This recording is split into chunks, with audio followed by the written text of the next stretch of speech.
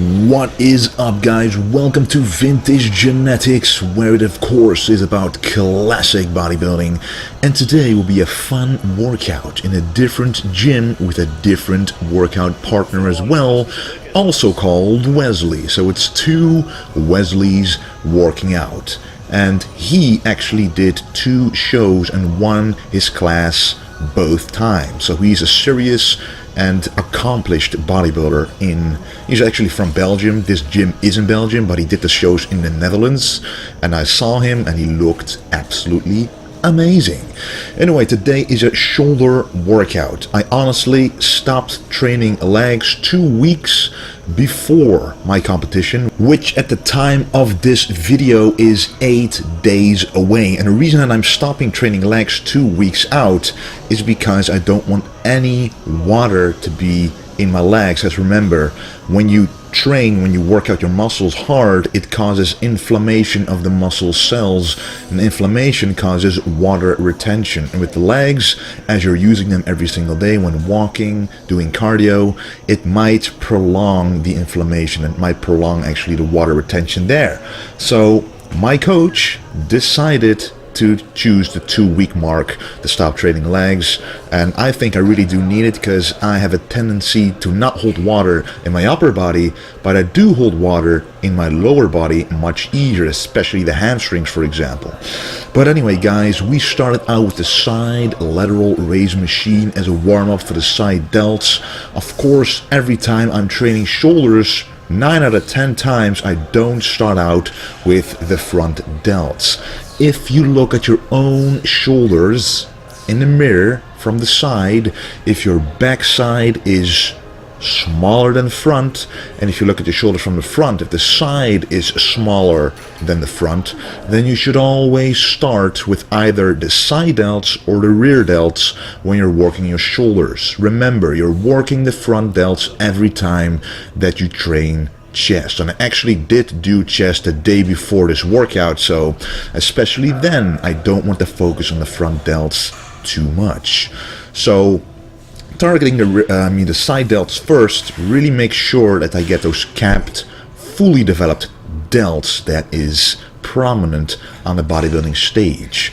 Of course, this channel is about classic bodybuilding, and most classic bodybuilders do not have big full delts, but I want to infuse a classic physique with modern characteristics to be able to stand up to the guys today.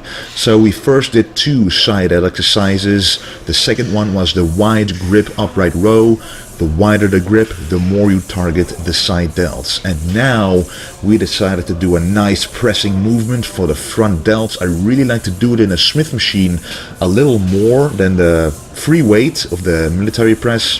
And the reasoning for that is because I can balance my body better, and in that way reduce the risk of injury in the front delts. Because let's face it, especially when going heavy, the slightest mistake, the slightest different angle can actually cause impingements, injuries, or worse in your front delts. So trust me, if you feel your front delts from time to time, try it in a Smith machine. You can actually get a better stretch and a superior contraction, because you can actually control where you sit and the bar doesn't move anywhere except up and down.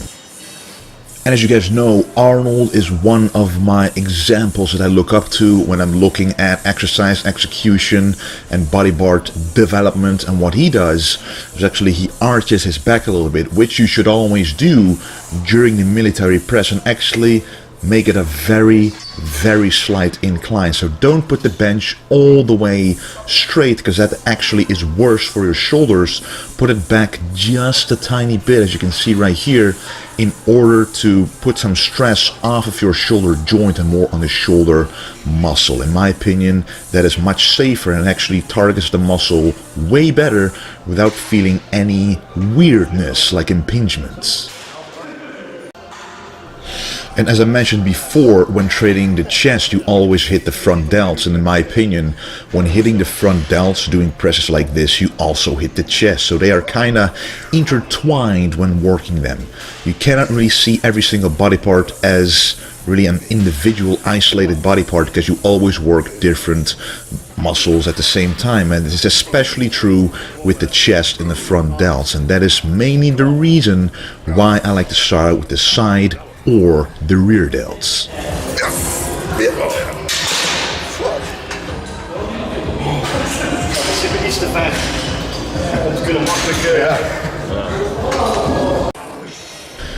And another reason why the Smith machine might be advantageous compared to the loose weight, the free weight of the military press, the regular barbell, is because you can actually save yourself when it gets too heavy.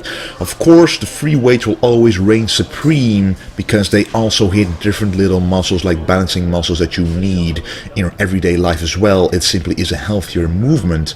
But if you want to go as heavy as possible and be as safe as possible, especially before a show, you might want to consider doing a safer movement like a Smith machine military press. And this, of course, is the front double raise. I like to do about 10 reps on each arm, and if you look at my front delts, you can see them contracting all the way to the top, which is exactly what you want.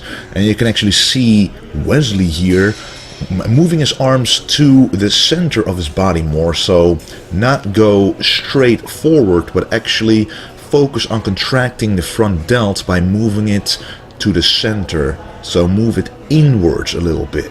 That way the contraction will be superior and you will feel the difference. Otherwise you might target the side delts just a little bit more.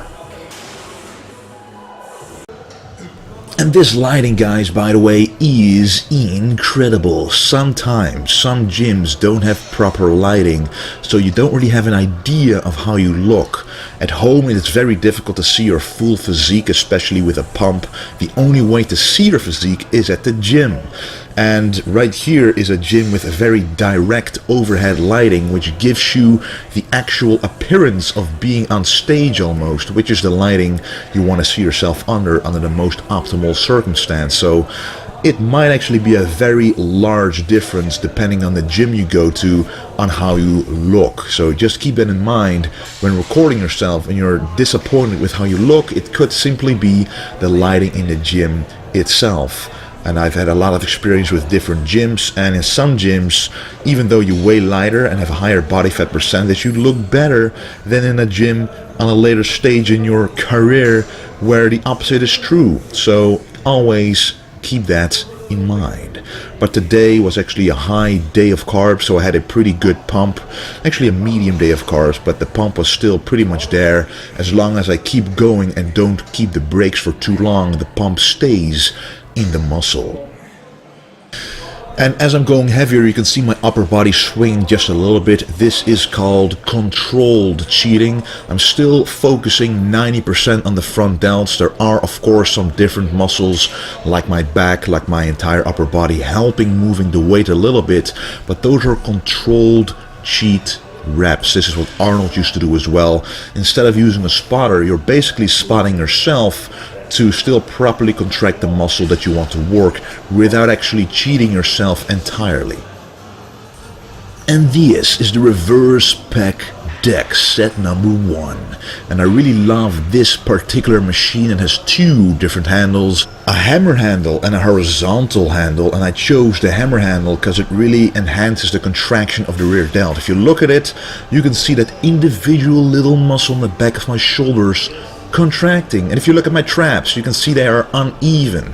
I wanted to talk to you guys about that because I had no idea, and this happens on multiple back exercises for me. For example, the lat pull down, the pull down bar actually doesn't go straight down, and for my, how it feels, it does go straight down. And a lot of people actually have this problem where there's a disbalance in muscle strength, causing the movement to not be absolutely straight or correct, but you cannot actually feel it because for yourself, without perspective from the outside, it looks like you're doing the right thing. So right here, I notice that my left trap is a little higher than the right one, even though it feels exactly the same. So next time I will for sure take that into account and try to change my positioning on a machine like this. And that is one reason why recording yourself from time to time is important. First of all, to check your form, but second of all, to check imbalances like this. And then the second exercise, one of my favorites as well, reverse dumbbell fly. One that you have to do very specifically, because if you don't, your traps will do most of the work.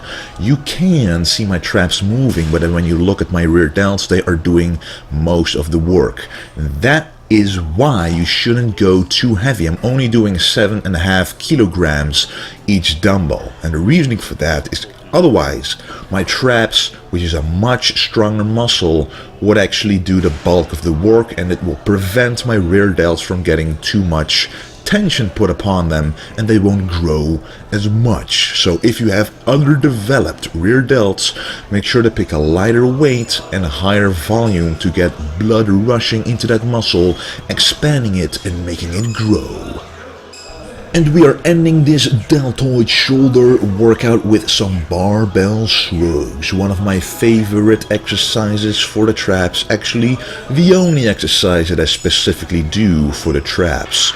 You can do this two ways. You just saw my way, and this is Wesley's way, the other Wesley of course, and he actually squeezes his traps, and this is more for the trap thickness, for the upper back thickness. This makes the exercise a little more difficult because you gotta lean forward a little bit, otherwise the bar would bump against your body and you wouldn't be able to squeeze your traps back. But I do it the way to actually enhance the traps upwards. And you know, there's two ways of doing it. Like I said, I can do it a little heavier doing it this way, and that's why I like it, because I really like to stretch the traps as much as possible. That is something a lot of people forget.